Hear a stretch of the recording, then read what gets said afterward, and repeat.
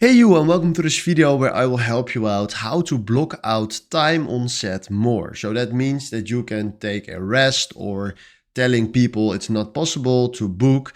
I will show you how to do this. So the first thing that we can do is select the day and the moment on the day. So let's say at 12 p.m.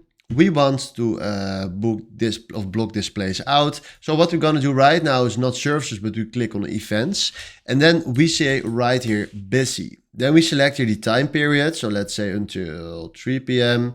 And then right now we can click here on create. Then right now we just block out time here on our calendar.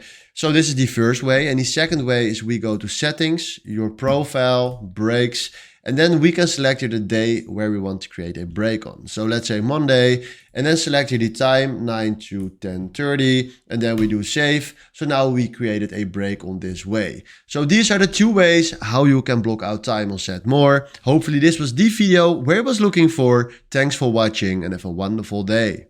Ciao.